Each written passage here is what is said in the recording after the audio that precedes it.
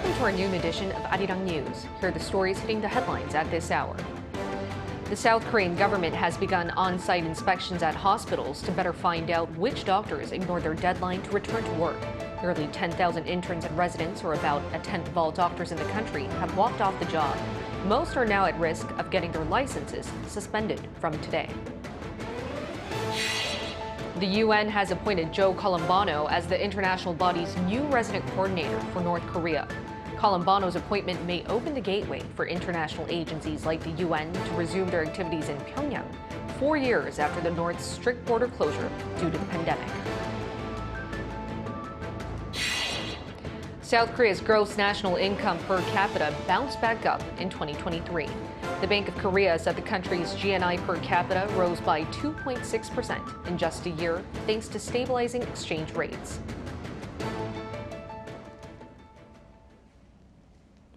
On-site inspections at hospitals to look for evidence of violations by junior doctors who are still absent from work continue today. The government says it will start issuing notices of administrative measures against the doctors based on law and principle. Kim Bo-kyung with our top story. The government on Monday began procedures to suspend licenses of around 7,000 trainee doctors who have yet to return to work. The deadline for doctors to return to work was last Thursday, but the government has suggested leniency for those who return to duties at hospitals by Sunday. However, not many have returned. The Health Ministry's latest count showed that only 565 resident doctors had adhered to the deadline, with over 8,900 still absent from their posts nationwide. The government already started on-site investigations at 50 of 100 major hospitals on Monday.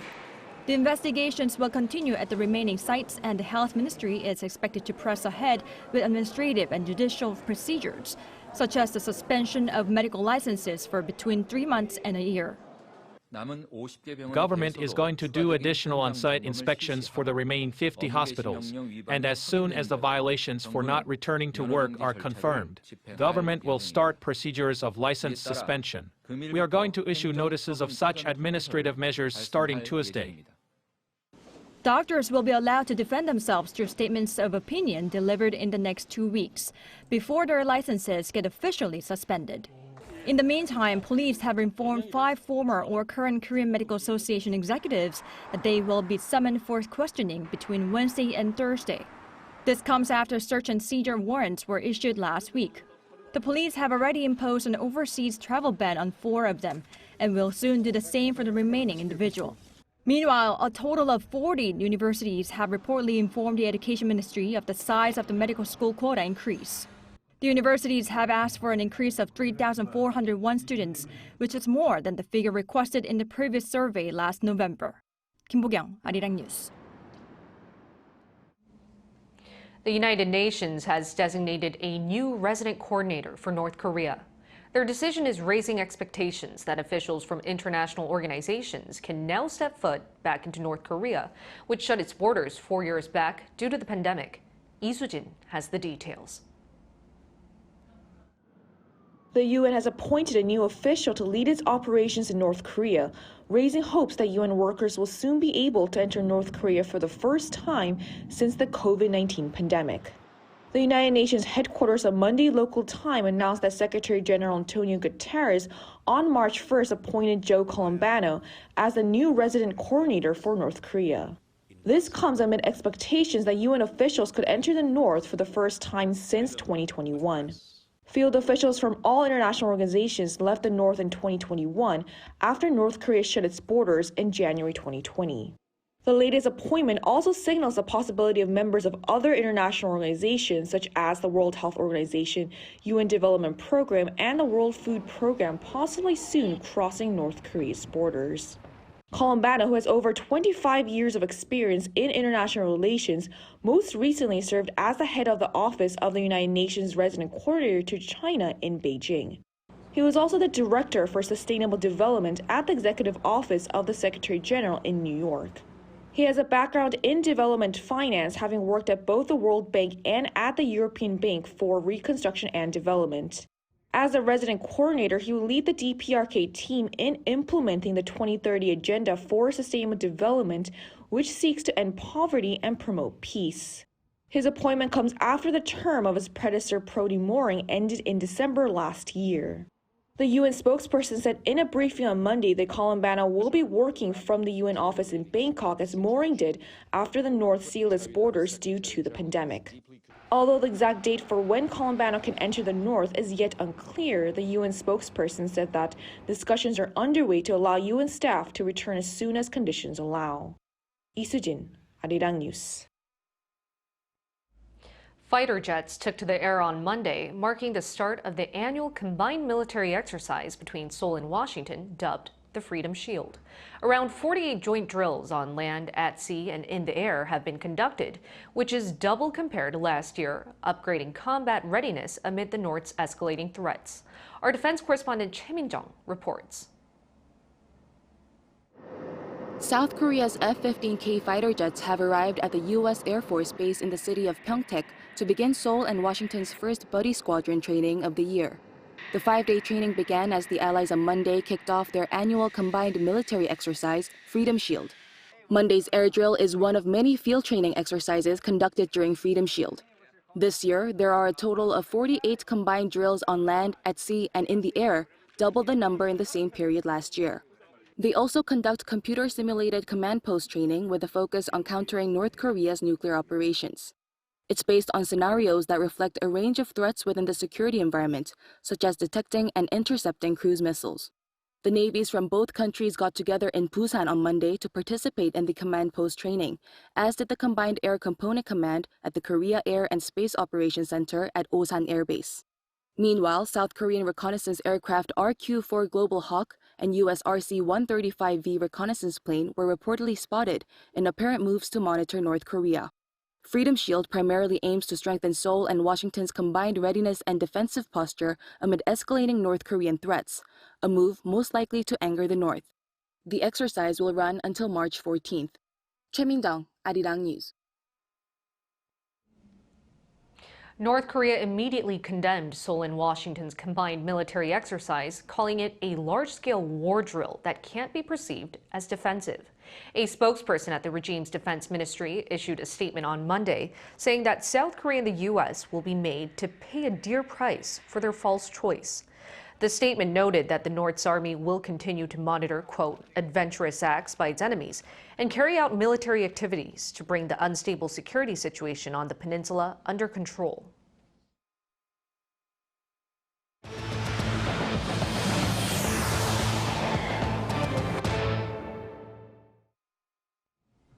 On the economic front, South Korea's gross national income per capita finally logged growth last year after seeing a sharp decline the year before.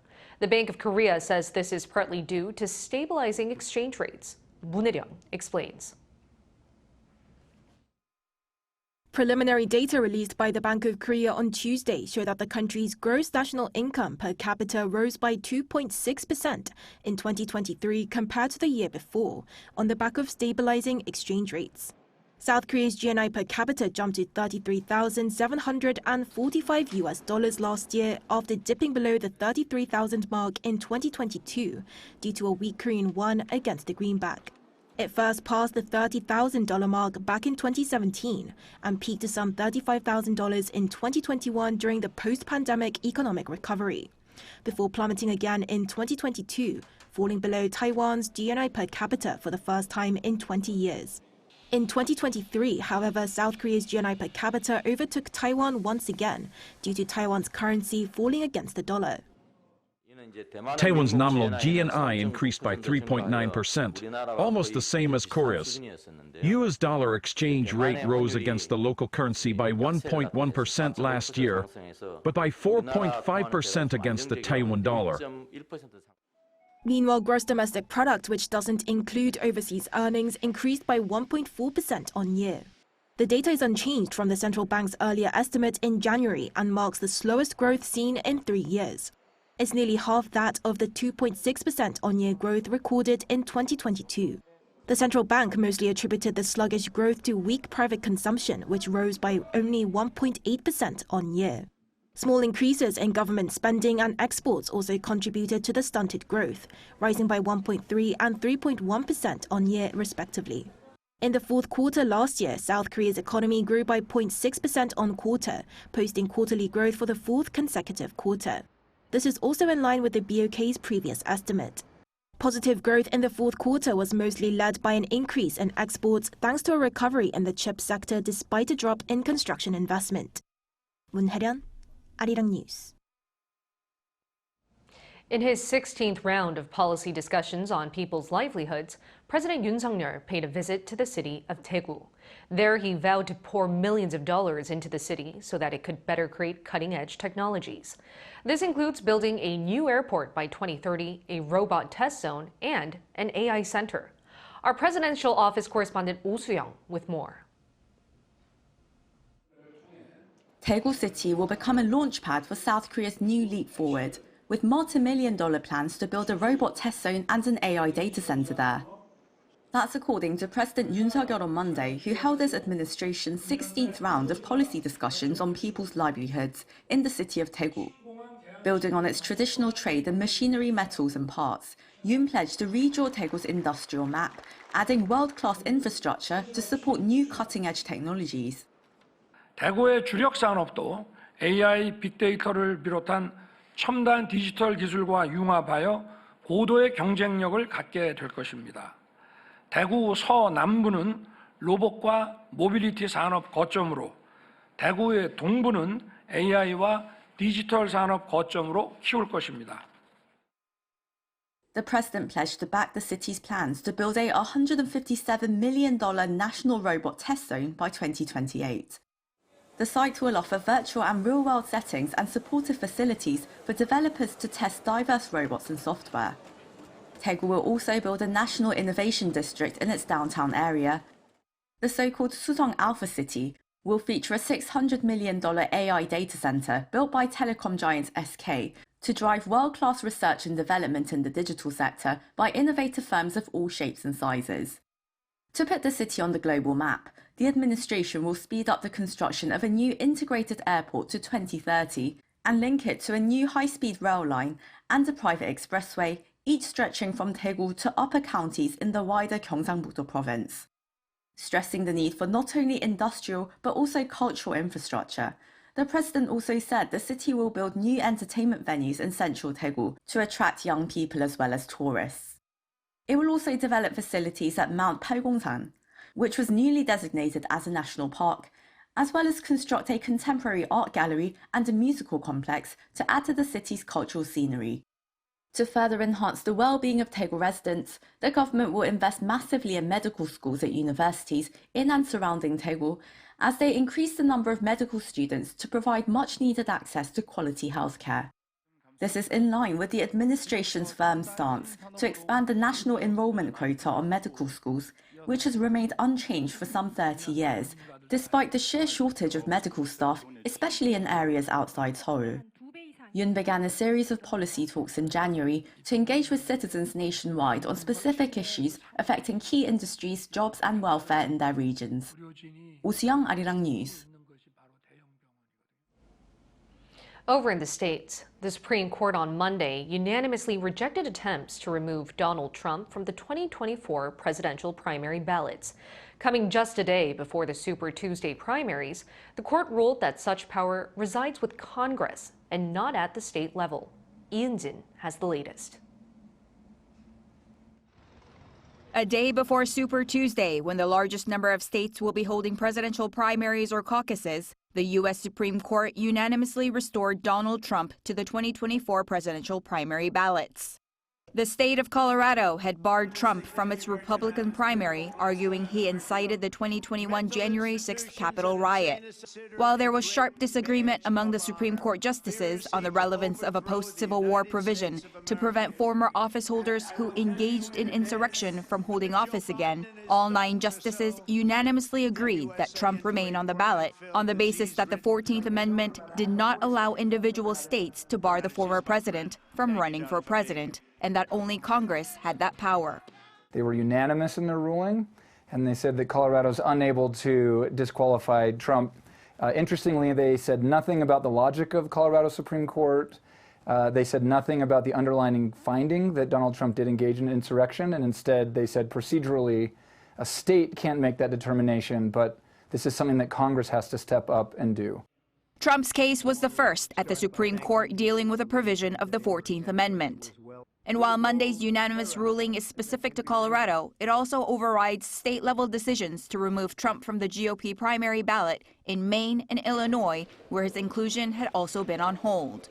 This was also the High Court's most direct involvement in a presidential election since the case of Bush versus Gore in 2000 regarding a vote recount in the presidential election.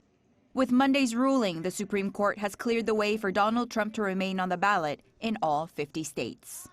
이은진, Arirang News. France has become the first country in the world to explicitly state one's right to abortion in its constitution. Despite an ongoing movement looking to roll back abortion rights in the U.S., as well as opposition from the Vatican, French President Emmanuel Macron called the amendment a message to the world. Lee Seung-jae reports. The French Parliament on Monday approved a constitutional amendment that stipulates women's freedom to have an abortion, making France the first country in the world to do so. Parliamentarians voted on the constitutional amendment at the Palace of Versailles, passing it with an overwhelming support of 780 in favor and 72 against. The French Constitution will now guarantee a woman's freedom to voluntarily terminate a pregnancy. France's decision to make abortion a constitutional right is in stark contrast to the situation in the United States and an ongoing movement there to roll back abortion rights. In 2022, the U.S. Supreme Court abolished the landmark Roe v. Wade decision, which allowed abortions at up to 24 weeks of pregnancy, effectively banning abortion in the country. While several other countries around the world have included reproductive rights in their constitutions, France is the first to explicitly state that an abortion will be guaranteed as a right. Polls showed around 85% of the public supported amending the Constitution to protect the right to an abortion in a country where abortion has been legal since 1975. Following the vote in Parliament, President Emmanuel Macron said the decision was a source of pride for France and a message to the world. He also announced that he would celebrate International Women's Day on the 8th by publicly recognizing the National Day of the Constitution. The decision was met with cheers from abortion rights supporters, while the Eiffel Tower was lit up, displaying a message translating as "My body, my choice." Right before the vote, the Vatican expressed its opposition in a statement, saying there is no right to take a life. Watchers believe the latest decision by France could pave the way for other countries to guarantee the right to abortion in their constitutions. Lee Seung-jae, Arirang News. With expectation that inflation in the United States will continue to slow, prices of gold futures rose to an all-time high on Monday. On the New York Mercantile Exchange, the closing price of gold futures for April stood at $2,126.30 per ounce, up 1.5% from the previous trading day to beat the previous all-time high set 2 months. As gold prices tend to rise when interest rates fall, experts believe that gold futures market participants are betting on an early interest rate cut by the U.S. Federal Reserve. Now in culture. The annual Florence Korea Film Festival, bringing the best of Korean cinema to fans in Italy, will open on March 21st. A total of 86 movies and short films will be presented this year, opening with the action thriller Concrete Utopia, starring Korean actor Lee Byung-hun. He will also be present at the film festival, joining the master class event, where the audience can engage in talks with Korean directors and actors. Other guests include Song Kang-ho, winner of the Best Actor Award at the 2022 Cannes Film Festival. The Florence Korea Film Festival will run until March 30th at the Cinema La Campagna in Florence.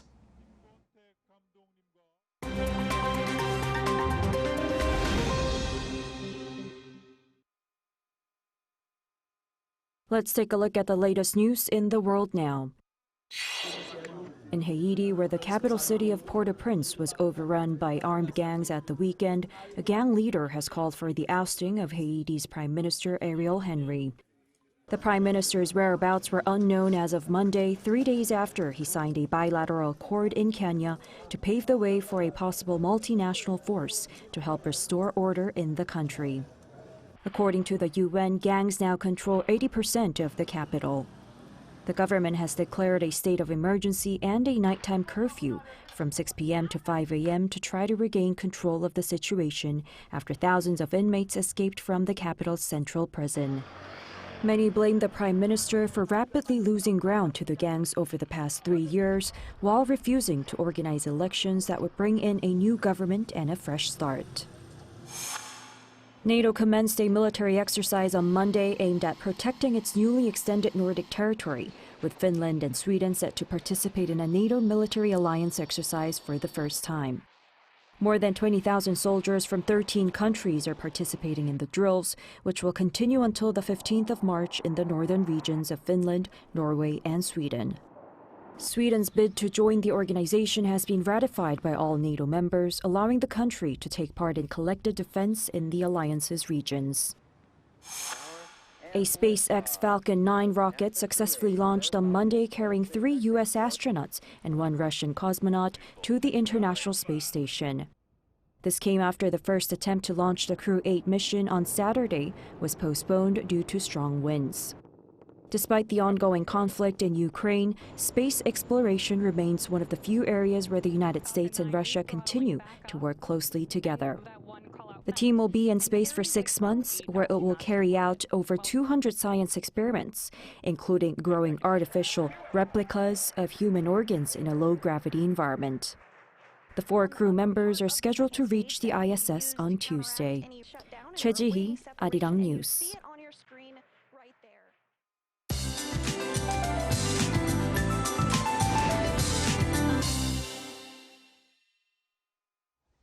Good afternoon. It's Gyeongchip today, already the 3rd spring season term out of 6. It looks to be a rainy Gyeongchip though. We've sure seen frequent rain or snow this season. Now the east of Gangwon-do could see up to 30 millimeters of rain. Jeju Island could see 10 to 40 millimeters of showers. But heavier showers or snow in mountainous regions on the island. 1 to 5 centimeters could fall there, while mountainous regions in Gangwon-do could see 15 centimeters of snow through Wednesday. Afternoon highs are 1 to 5 degrees lower than yesterday. Especially those in southern regions are having chillier highs at about 9 degrees over in Daegu. Now, Gwangju tops out at 10 degrees Celsius, Seoul at 11 degrees, with spotty to no rain forecasted in the capital area. Meanwhile, strong wind advisory is in place on Jeju and parts of the south coast. On and off wet weather is in the forecast through Thursday in Gangwon-do and southern regions, while temperatures continue to go up and down. That's Korea for you, and here's a look at the international weather conditions.